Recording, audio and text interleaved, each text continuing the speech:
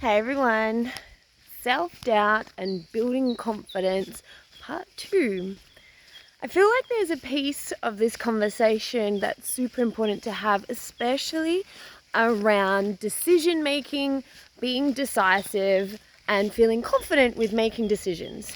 Because oftentimes I get people tell me how they're afraid of making the wrong decisions, they're bad at decision making, they're super indecisive, and all of these things actually come under, in my professional opinion, the label of self-doubt and self-confidence.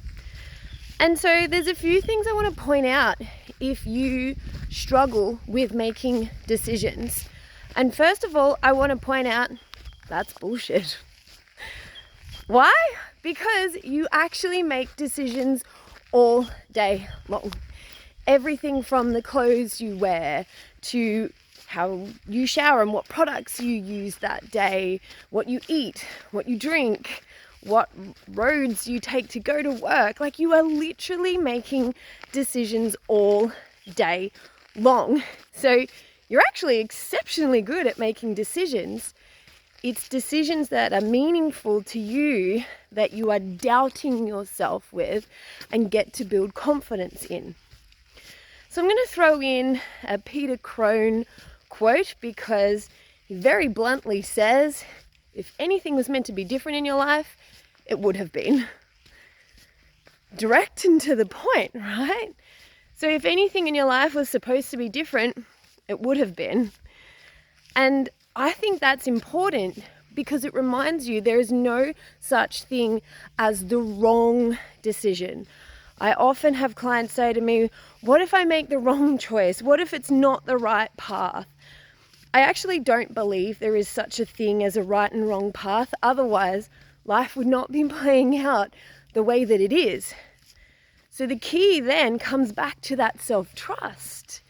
And here's the thing, when it comes to overcoming that self-doubt and building your confidence, the place within yourself that you get to come back to is listening to your heart wisdom, is listening to your intuition, not the noise that's going on in your head, because your thoughts just come from generally other people. And are they people who you actually want to emulate? Do they live happy and healthy lives?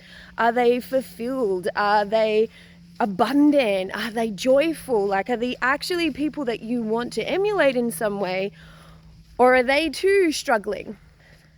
Now, I want to point out, I think that everyone experiences level of self-doubt, especially when it's something that's super important to them and meaningful to them. This isn't a bad thing. It actually just shows you how important something is to you or someone is to you. We all have moments where maybe we overthink instead of feel. And that's okay. Having people in your world that remind you when, hey, you're stuck in your head and you don't have to overthink this, super important. I too used to reside in Overthinkers Anonymous, and I do still go there from time to time. My brain is wired that way. If we lean into human design as a manifesting generator and what's in my chart, I am actually designed to think things through. But my beautiful partner and other people in my life remind me when I've gone too far into overthinking and it's no longer helpful. And when it comes to decision making, your decisions get made from your heart.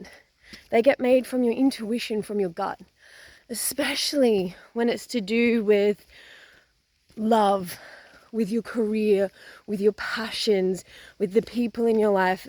If you quiet your mind down and go within, and it can take time to build this up as well. It might not be an overnight job, but it's worth it. So just remember, you're actually good at making decisions. If anything in your life was meant to be different, it would have been. And maybe now's a beautiful opportunity to start reconnecting to all of the ways your heart and intuition is talking to you and guiding you on the path that feels the most aligned and congruent for you. If this resonates, I want to hear from you. Connect with me and I will chit-chat with you all again soon.